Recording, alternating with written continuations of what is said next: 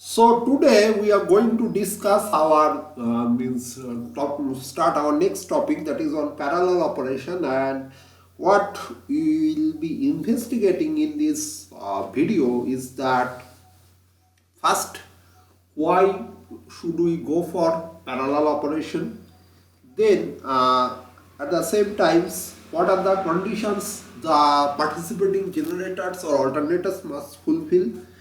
And then like how, suppose someone was like parallel operation, you can think about you are carrying a heavy load and suddenly you meet a friends uh, and a friend of yours, and who is also willing to share some of your load. So instead of holding the heavy load or carrying it alone, you your friend also start means holding the other corners of that heavy load, and therefore the load, or better to say the weight of that heavy object now is being partially being carried by you and partially being by your friends. Now you must understand that there is what is the proportion of that means, even if you and your friends are identically built, then also you cannot think about that you and your friends will share 50-50 of the load. And furthermore, like, why this example is very pertinent here, like you can have a friendship with a kid also, or means a toddler, but suppose you are carrying a heavy object, and meanwhile you meet a toddler who is your friend also, and you are quite affectionate to him or her. But if you allow that toddler to share your load, even if he or she express his or her willingness, there will be a massive accident.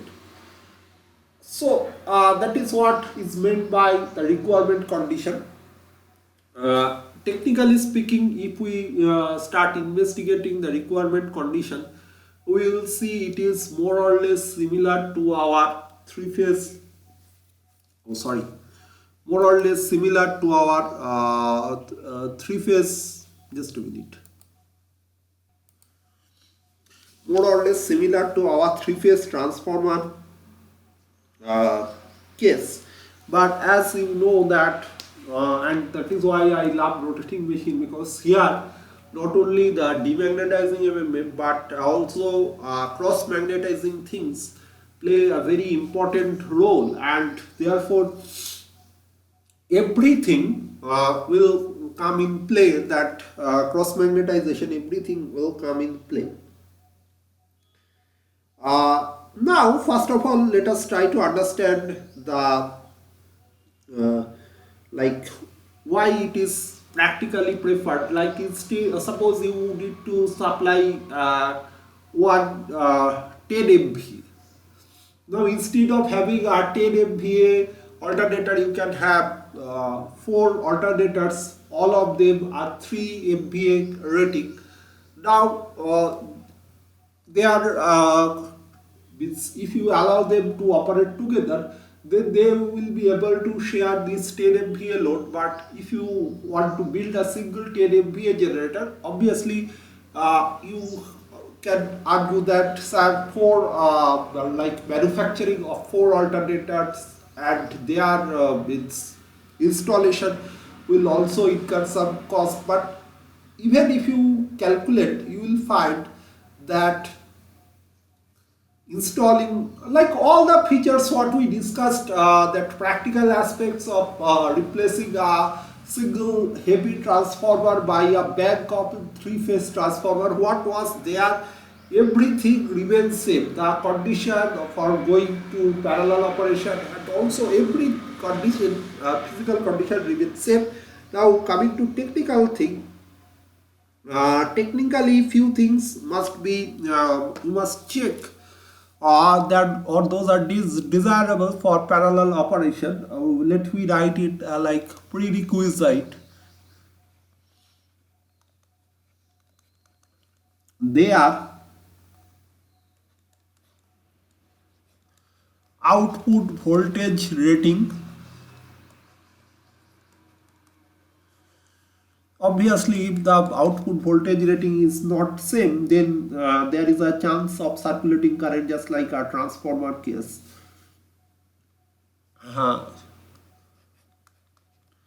Output frequency. Now here the transformer was somewhat like,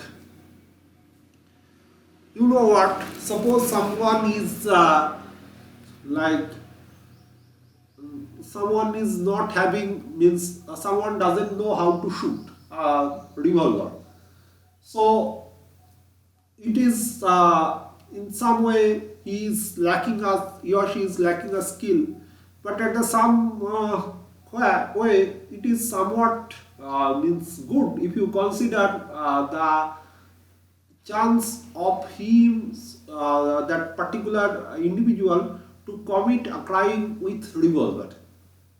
Obviously, if we consider a person who is equipped with that skill or who knows how to shoot a revolver or pistol, he or she is better in, not better, rather the chance of him or her to commit a crime with a revolver is higher than the person who doesn't know it. Similarly, in case of this parallel operation, transformer has nothing to do with frequency. If you feed all the transformers from same supply source, their output frequency are bound to equal.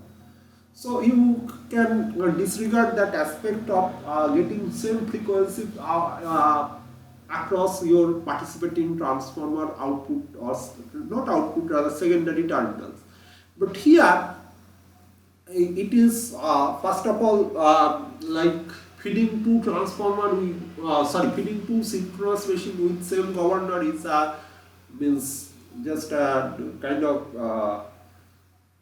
utopic idea, and if those governors are different or the prime movers are different, then there is always a chance that you can have a different frequency for the two transformers. Now, at the same time, you have that like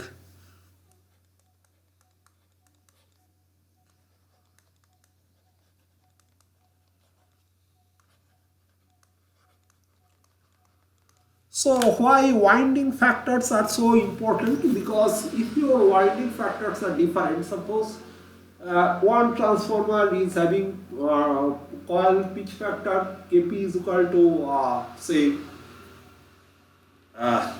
means it is coded by uh, 36 degree, and the other transformer is a full pitch distributed coil, and this one is also having same value of Kb, but it's coded by some angle that is equal to 36 degree. So obviously the one that is having a pitched winding, short pitched coil, will offer a drastic reduction to your fifth harmonic, but the one that is having full pitch coil won't be able to offer or eliminate fifth harmonic to that great extent. And if it happened that due to some means fault in your magnetic circuit design, or means there is some lack of experience in your designer, or means it sometimes it becomes inevitable that you have to deal with means kind of tangible harmonic is present, and you cannot just means you cannot do anything with your magnetic circuit to suppress that occurrence of fifth harmonic, but you need to do with your winding to suppress it. And in that case, the winding that is having a pitch factor Kp is equal to 36 degree is much more beneficial than that of having a full pitch winding. However, if you try to connect these two, even their RMS value is same or everything is same, but there is a different wave shape will be offered by the two means participating transformer. What I am trying to say, sorry, participating generator. What I am trying to say, suppose one A phase waveform is like this, and another one A phase waveform is somewhat like this.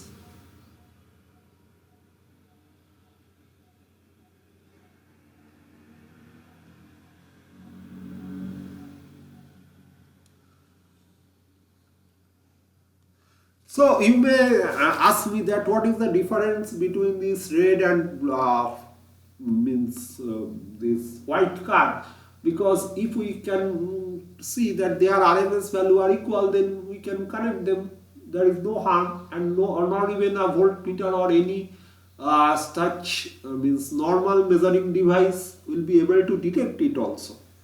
That the problem is that due to this point-wise difference, there what will happen at different time point, there will exist a voltage difference between these two participating transformers, and it is like you and your friends are carrying a heavy object. Sometimes you are applying extra force, and thereby the object is getting tilted, and then again your friend is applying greater force, and you are instead of having means when you and your friends are keeping a heavy object, suppose an almirah or something, a square shaped object, so your objective should be keep it level, keep it means the if it is a kind of quadruped, you should think about keeping it level and keeping it parallel to horizon or ground. But if you this kind of means, if sometimes if you apply extra force, sometimes your friends apply extra force, then there will be tilting will take place, and there is a high chance that eventually both of you fail to carry it and drop the object. So the same thing may happen, that if there is some kind of circulating current flows through your generator winding due to this time point wise voltage difference, even if having identical RMS value, we can have means very undesirable outcome. You may face an undesirable outcome.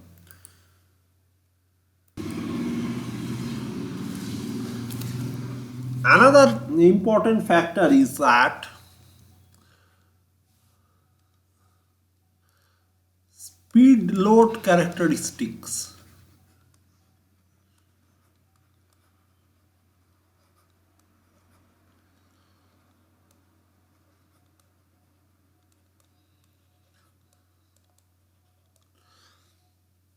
Of that governor, like the we know that from the very basic of conservation of energy, you can understand that if we put load on the governor, it is going to means its speed going to follow a drooping profile. But what is the amount of droop? Suppose for means if you keep on increasing electrical load, then obviously like the load will be proportionately affect on means your like the two participating machine, and the generator will means generator can be treated as a mechanism that converts mechanical energy into electrical energy. So putting load or means increasing load across generator terminals can be viewed as raising demand across its input terminal, or in other words, it puts more mechanical load on the two participating alternator's prime mover's shaft. Now, if the one shaft is having a very small slope and another prime mover is having a large slope, then what would happen? That with slight increment, the one that is having a large slope or a high speed drooping characteristics will gradually means lip the means will reduce the amount of sharing, and it will become means there will be a undesirable condition. So it is very important. I will share that how this will happen, right? So this is also an important things to consider.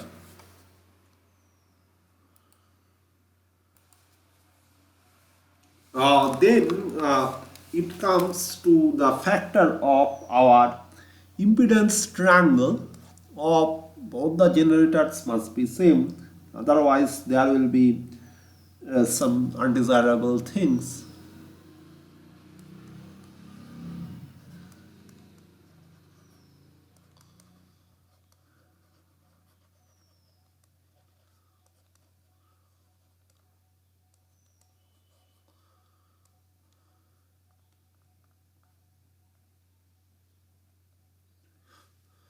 Then the sixth point is that the phase sequence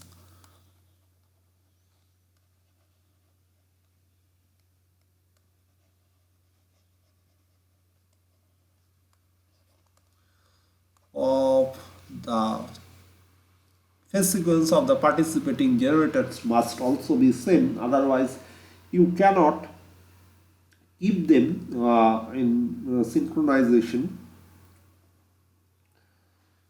Now if you want to do it with the bus bar, then things become a bit easier, but you will need to be very careful because the terminal voltage, okay, let me write, otherwise that which point to be considered and which you may neglect or means not that significant while considering the like that you must understand. Okay, let me write.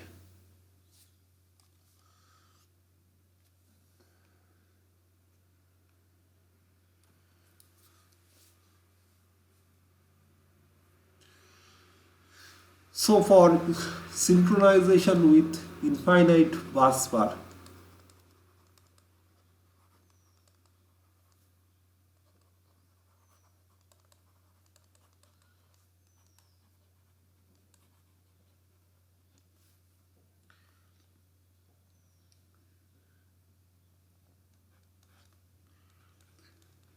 okay, equal voltage. Now equal voltage, if you can get an alternator that is producing an waveform, because it is assumed that in your infinite busbar voltage is more or less like sinusoidal in shape. So your incoming generator voltage waveform, if it is more or less in sinusoidal in shape, then you can consider that it is safe to connect them in parallel. Otherwise, what would happen? Like if your only your RMS value is same, but there may exist a point voltage difference in your incoming generator and infinite bus, then there will be a chance of circulating current may flow in addition to your main current of the generator, and thereby it will increase your generator temperature by an additional increment of generator temperature you will observe there, and that is not desirable because cooling of a generator is an issue, and that cannot be like we cannot just disregard the aspect of cooling, or means we cannot think that generator will take care of its own cooling. We need to provide the cooling, and cooling is a costly affair. You sometimes need to go for forced cooling, where you need to circulate some liquid or some other air through. There are different cooling mechanisms to cool your machine. So it is no way desirable that you keep any provision open, so that may cause an additional heating or overheating of your machine, right? Now we go to the next point, that is the voltage of the incoming alternator. That should be in phase, like the incoming alternator and your main alternator should be in phase with each other. Like if you measure the phase difference between these two, there will be zero phase difference. How this kind of phase matching we can achieve, that we will discuss. What is the mechanism, but we can consider it as like phase matching or is required. Third point is that equal frequency. So once you are trying to connect your machine with the bus bar, it is always preferable that you maintain equal frequency or a frequency that is slightly higher. Slightly higher means what? If it is your machine is like infinite bus bar frequency is 50 Hz, are you going to add something having frequency 51 Hz and claiming that, or 52 Hz, claiming that this 2 Hz difference is slightly higher? Or you can go say connect a 55 Hz claiming 5 Hz difference is slightly higher, or something like that. This is one side of the story, that what would be considered a slightly higher frequency. And another aspect of the story is that what would happen if we connect a alternator that is having frequency slightly lower than this one. Once this definition or band of slight is clear, for most of the cases this band should not exceed 0.5 to 0.8 Hz. But once this, now we have fixed with this band, now let us consider two cases. One is having 50.8 Hz, another one is 49.2 Hz. Now while introducing these two generators, which one should we introduce? Say let us consider all the other factors of the generators are same. So here the important thing you should consider is that the generator must not be like, if it is slightly higher, then once you introduce it, this 50.5 Hz generator, then it will be able to share some of your infinite or means infinite bus means what? Say there are many other generators that are taking care of the load, and that is why they are offering more or less a constant voltage profile. But that doesn't mean that they do not need a further sharing would be means not useful for them, because the main objective of going for parallel operation is that you want your load to be shared, and once you can ensure balanced sharing of your load, you will be able to ensure a balanced temperature profile across your all the participating machines, and thereby that will somehow reduce the need and also cost of cooling. So that is a very important aspect here. Now while we are dealing with this, it is slightly higher. Then once you connect this, then that will be able to share a percentage of your load. But if you connect a system that is frequency slightly lower than your infinite bus, there is a high chance that after connecting your means newly connected generator starts behaving like a motor. Instead of driving or taking care of the load connected to the generator, sorry, the infinite bus, now the newly connected generator starts behaving like a synchronous motor. So those things are not desirable. Now, and obviously that,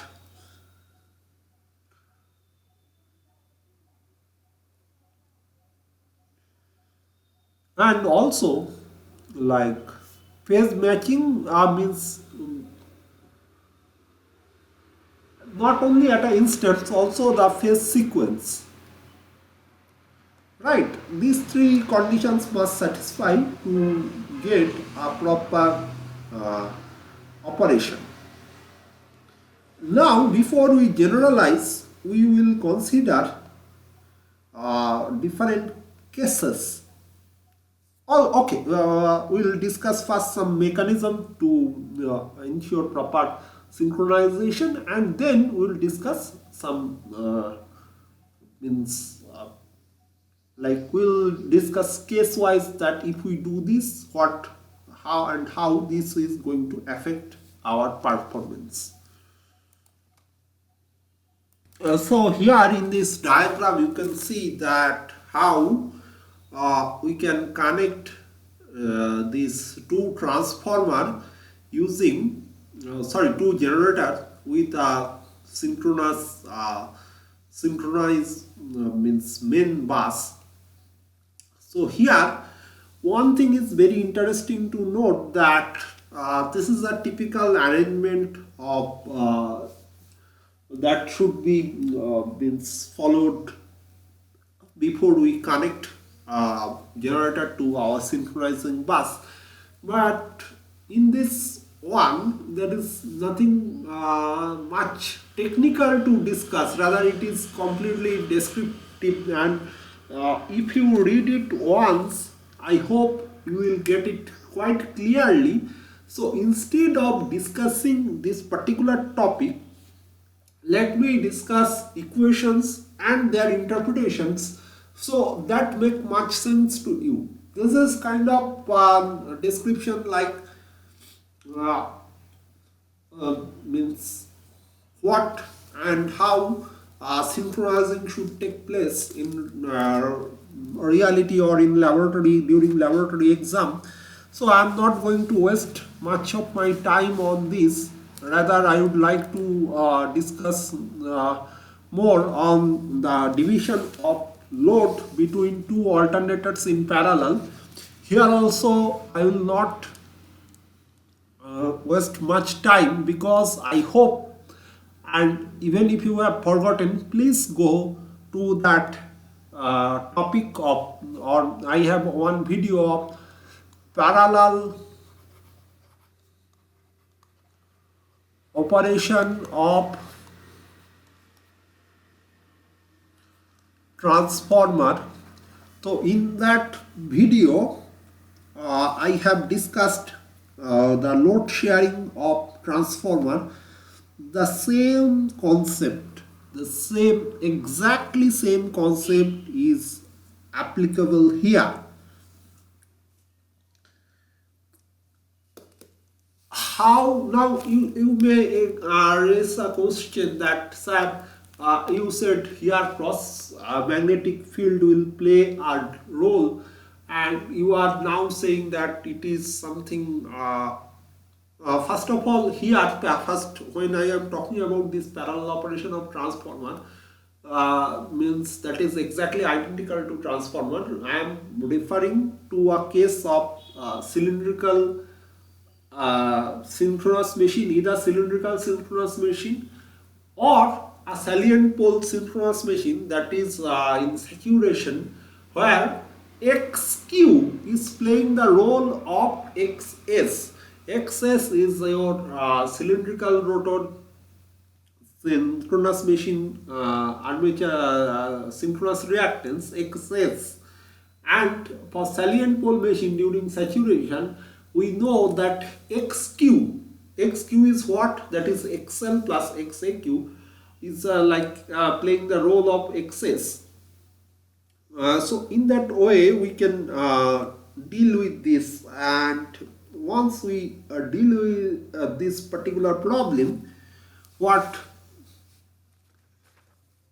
I will discuss many other problems when you will be able to figure it out. But what is more interesting here is that what happens inside the machine. What happens outside the machine, it is almost exactly similar to your transformer case. But what happens inside of a machine? In order to understand what happens inside of a machine, let me share a few case specific things that will help you to understand it clearly. Just a minute. Well, so here, if we try to write the equation, that is like if these two, what do we want? That E1 and E2 are in phase. But what would happen if they are not in phase? The same thing that was true for transformer, now we will have an EMF.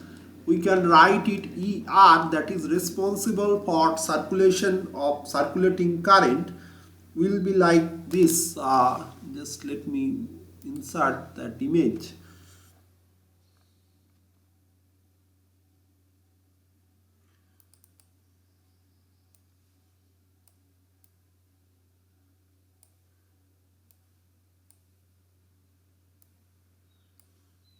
Here you can see that this one, there, if these two are not exactly identical in phase, and once you consider both of them are identical in phase, so if you can also get that V1 and V2 are exact in phase opposition, right?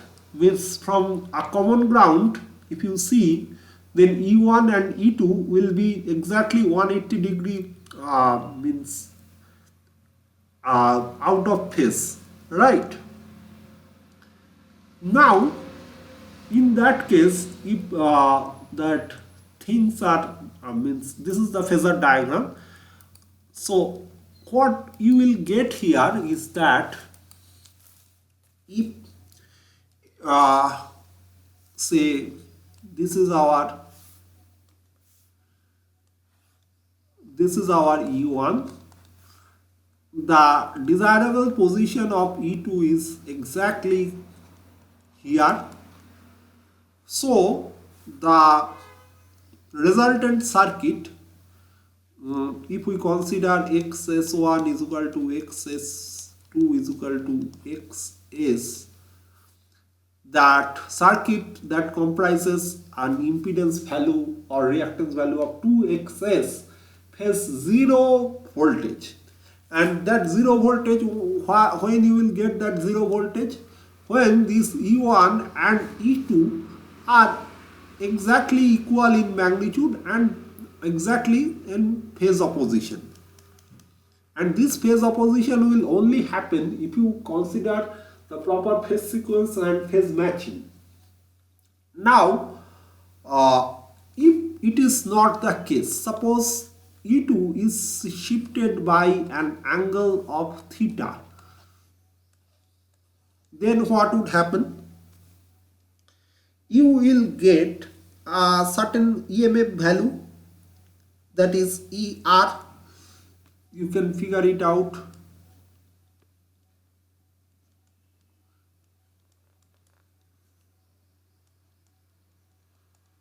And this ER will act on this E1 and E2.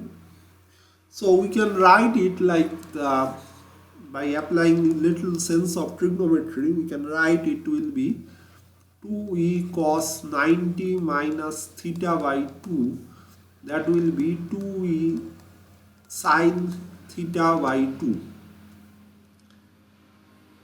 Now this 2e sin theta by 2 will be how much?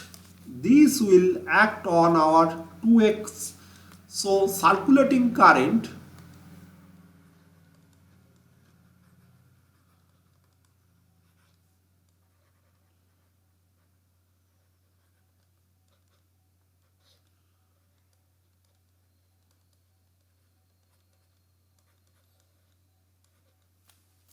you will get some value.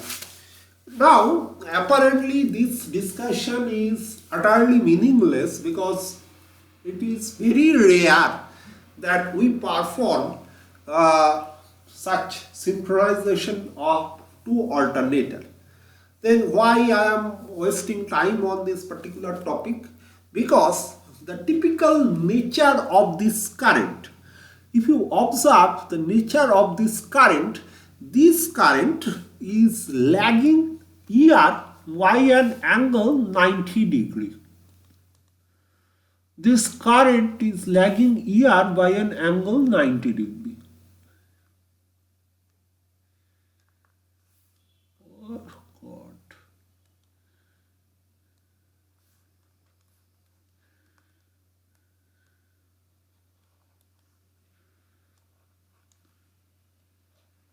Right?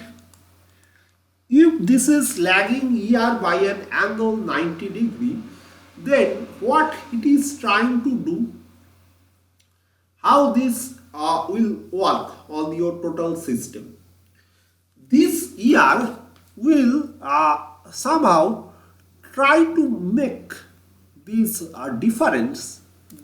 Do understand one thing, whenever any current flows or any things happen, it always try to reduce its varicose or oppose its varicose.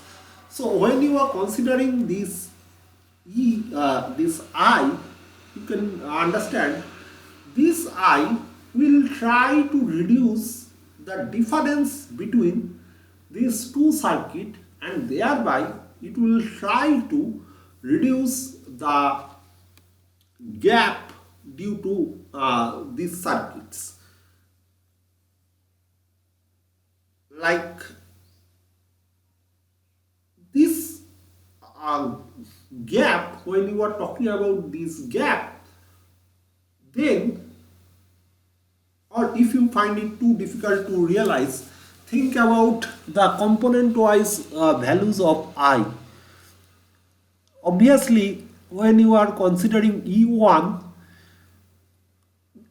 that I will be a circulating current, and how I will flow, either I will try to draw or bend E1 in this direction, or it will try to bend E2 in this direction, because once E1 and E2 are exactly opposite to each other, then the cause of this circulating current will vanish and there will be no flow of circulating current. So circulating current will have that tendency, and due to its tendency it will try to level E1 and E2.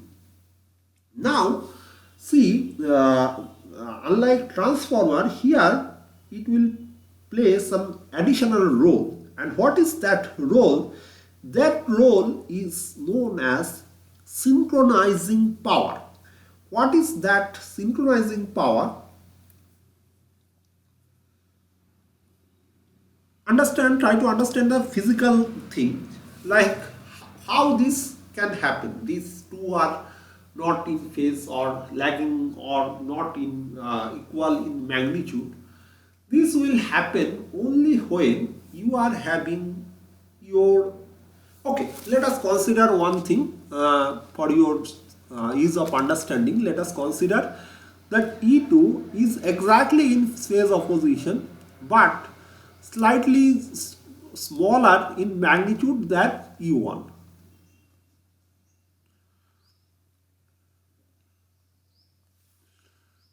I hope that will help. Huh.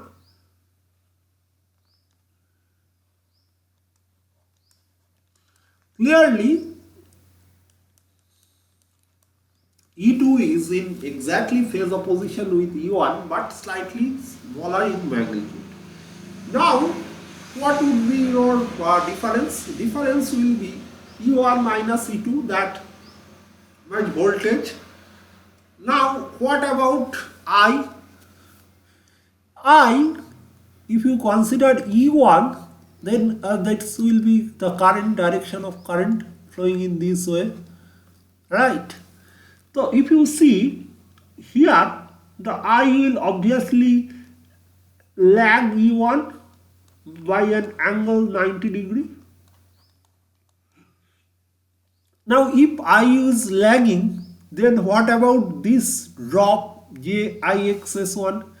This will try to reduce this voltage E1, and if you consider the drop both are equal here, then you will see that it is like E2 plus JIXS, so that will try to increase JIXS. Now if you think beyond it, you will find that this is trying to produce, like in one generator, see, then in one generator, one is acting as a generator and another one is acting as a motor.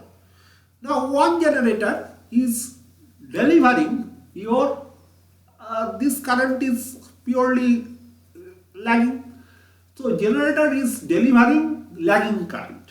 That means it is now acting in overexcited mode, and the demagnetizing action of this lagging current will try to reduce the induced voltage. And if you see this one, for this, now as this one, the second one is acting as a motor, if it receives a lagging current, then it implies the motor, this lagging current will try to increase the induced EMF inside that motor.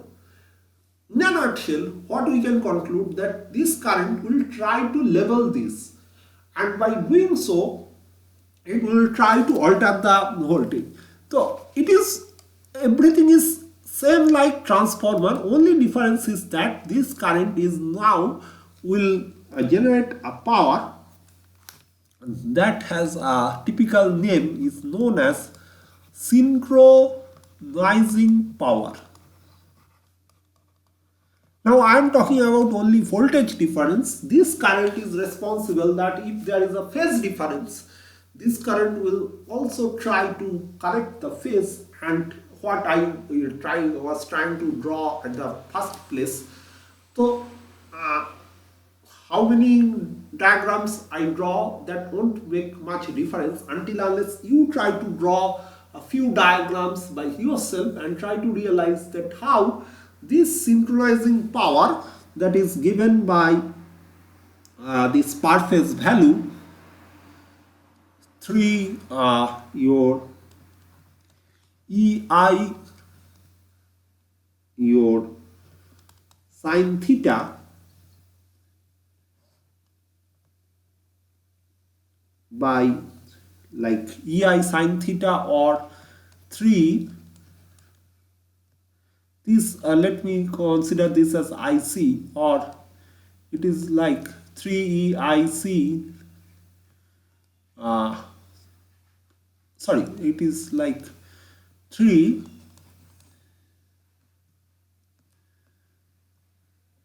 EXS sine theta. So this is very important. If theta is very small, so you can approximate it like 3.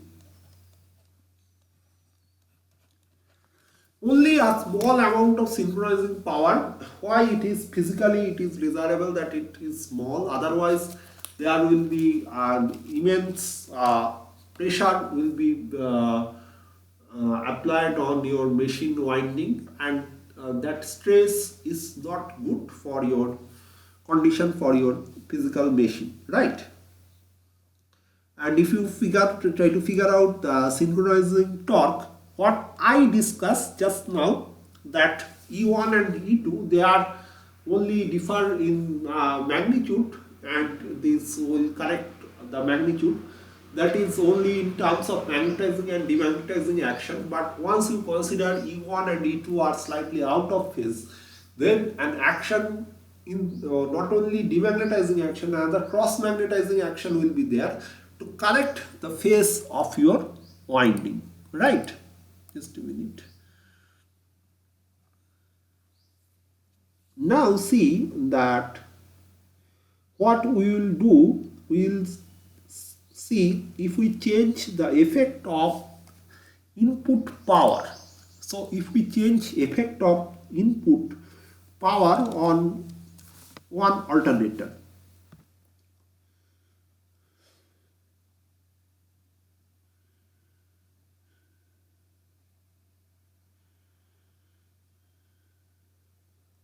let me show you.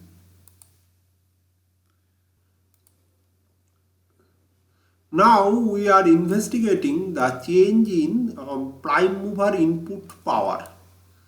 Like if you change the prime mover power, then how this will going to alter the scenario that we will investigate here. The white curve indicates things for machine 1, the blue curve is indicating things for machine 2, and here it is clear that in stable condition and when the proper synchronization has established, then all these two machines are sharing equal amount of load, and the currents are if they are supplying the balanced current I is equal to I1 plus I2. This is our load power factor theta PM. So load requirement is constant and that is being equally shared by both of these machines, like E1 V by XS sine delta 1 is equal to V sine delta 2 XS is equal to your this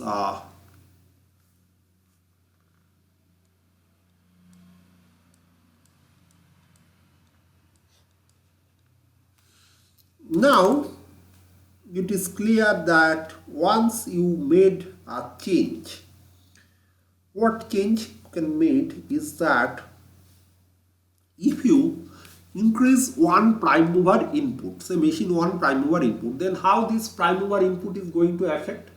Clearly it will shift it this E1 and try to increase the power angle of your machine 1, right? So once it increase the power angle of machine 1,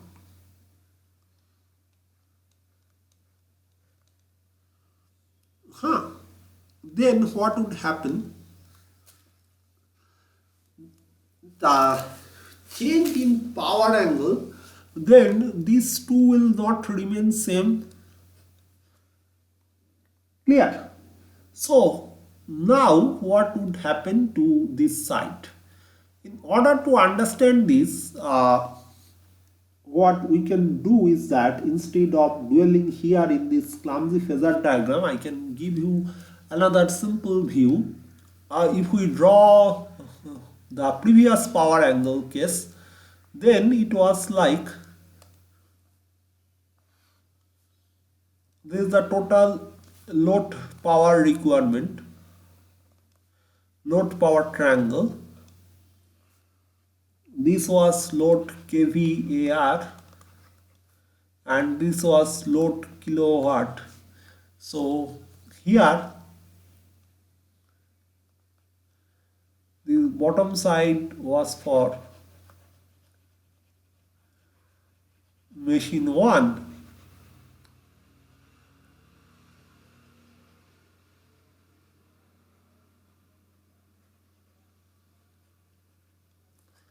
and this side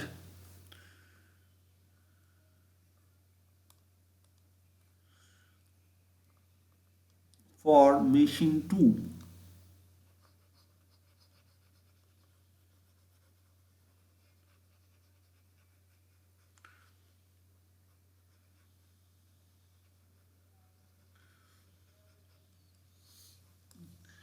So these were the two sides. This was kvar2, kw2. This was kw1, kvar1. Now when you increase the input, then obviously you are actually increasing the kw1, while if you are not increasing any other value, then what would happen, that once you increase it, it will take, this shape will be slightly altered, and what you will have here,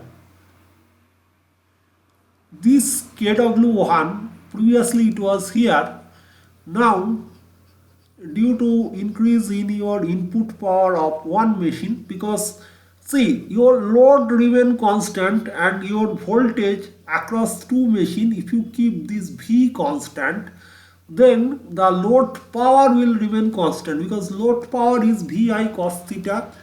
Well, on this I and theta, load means being situated on the generator side, you can control V, but you have no control over I and theta. So if you keep V constant, for a constant load, I and theta will remain constant.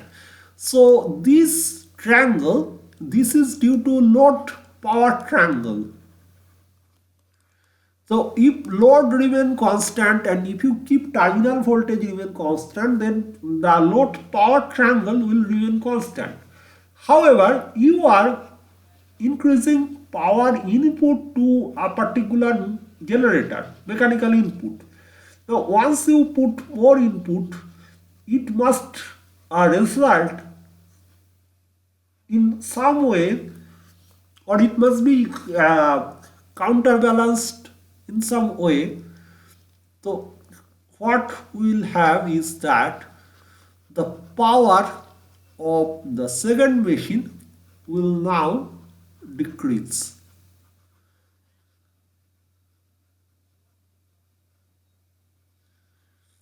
This will be the modified situation when you will increase the machine 1 power input. So machine 1 will start sharing more current, right?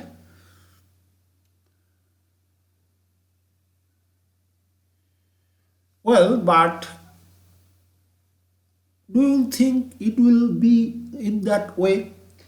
Then what is the problem with this diagram is that it implies if you change the kilowatt, you are actually increasing the prime mover. You are not actually increasing the field current, you are keeping field current intact for both the machine. Then how you are supposed to increase kVAR1? Because what we discussed so far, mostly the kVAR, the reactive power, is governed by the field current. So do you think this one is correct or this one is not correct? Think about it. Think a while. Just pause this video and think a while. So what could be a correct diagram? A correct diagram could be like this.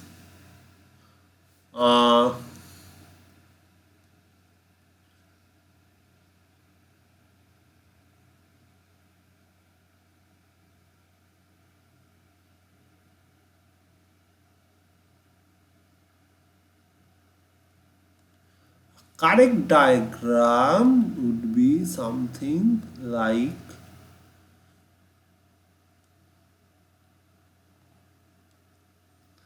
kVAR1 will remain same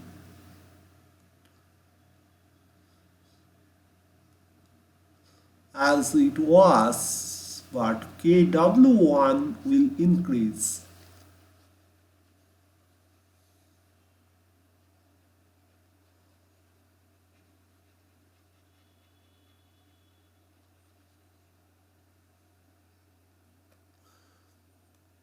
and this will become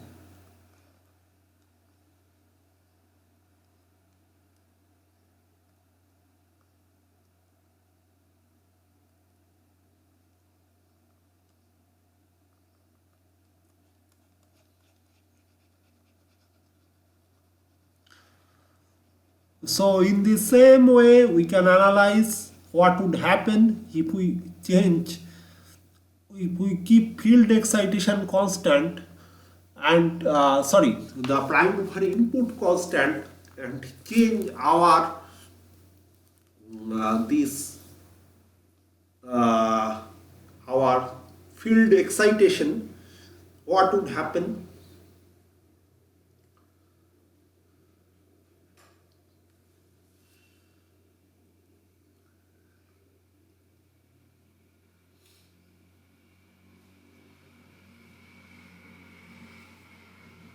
That if we keep both the field excite machine prime mover input constant but vary one's field excitation will only change the, this is for what, this is we study for prime mover input variation. Now if we vary the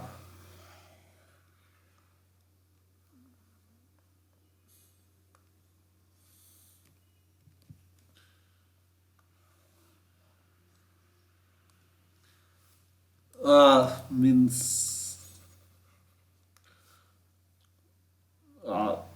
load, like the load of kVAR, then what would happen? Varying kVAR, obviously it would make the kVA requirement of one machine small, the other one will share a large amount of kVAR. So basically kVAR sharing will be something like this.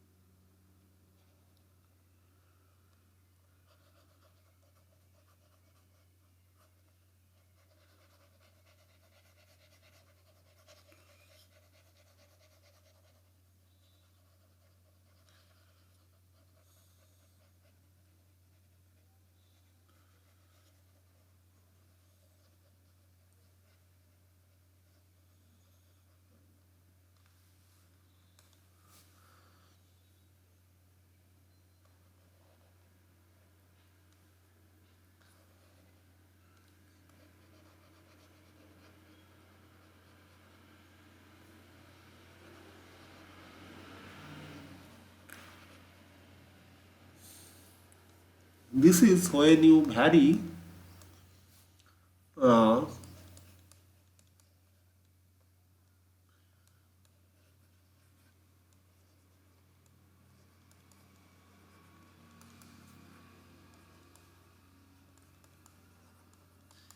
field excitation. So with this, let us conclude.